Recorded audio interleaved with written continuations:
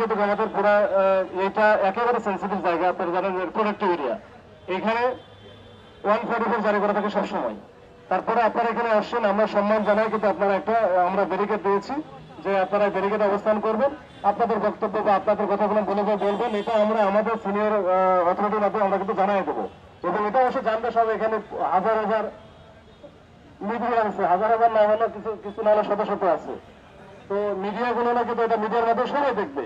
তো এটা পজিটিভ দিক যে আপনারা এই বিষয়টা উত্থাপন করেছেন এবং এটা সর্বোচ্চ লেভেল পর্যন্ত যাবে, এবং আমরা আমাদের সর্বোচ্চ লেভেলে যেটা এসবির মাধ্যমে দেওয়া লাগে সেটা আমরা দেবো। আপনারা দয়া করে আপনাদের প্রতি জাস্ট অনুরোধ থাকবে যে জুলাই যোদ্ধা হিসাবে, এবং আমরাও কিন্তু এখানে যারা আছে তারাও কিন্তু জুলাই অনেকে অবদান আছে। তো আমরা চাই, আমরা অনুরোধ করি যে আপনারা একটু দয়া করে, এটা আইন শৃঙ্খলা ভঙ্গ হয় বা আইন অমান্য করার কোনো বিষয় প্রবণতা যেন না থাকে, আপনারা আপনাদের মতো কর্মসূচি পালন করেন, আমাদের সর্বাত্মক সহযোগিতা আপনাদের করবো।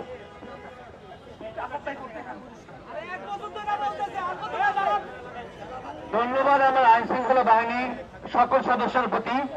আমরা ব্যারিকেড এই পারে, আপনারা ব্যারিকেড এই পারে, উদ্দেশ্য কিন্তু একই, দেশকে স্থিতিশীল রাখা। সেলুট জানাই আপনাদেরকে। কিন্তু এই জুলাই 1 তারিখ যাতে জুলাই 31 যাতে ক্রস না করে, এই জুলাই সনদ এই মাসেই চাই, তাহলে কিন্তু নতুন করে আরেকটা 5ই আগস্ট হবে। এই 36 জুলাই আমরা আর চাই না, 31, 32, 33, 34, 35, 36 জুলাই আর চাই না। যদি এই 31 জুলাইয়ের মধ্যে জুলাই সনদ ঘোষণা না হয়, যদি তার বাহানা হয়, তাহলে নতুন করে 5ই আগস্ট হবে। আমরা আপনাদের কাছ থেকে 10টা মিনিট সময় নিয়েছি, রাষ্ট্রের ঊর্ধ্বতন তরফ থেকে আমাদের সাথে যোগাযোগ করার চেষ্টা করা হচ্ছে। এখন তুমি স্লোগান হবে লাল পতাকা দেখিয়ে, শুধু জুলাই সনদ একই স্লোগান হবে, স্লোগান দিতে থাকবেন। আমরা আমাদের ইনকিলাব মঞ্চের এক্সিকিউটিভ কমিটিতে পরামর্শ করে এখন আপনাদেরকে চূড়ান্ত সিদ্ধান্ত জানাবো।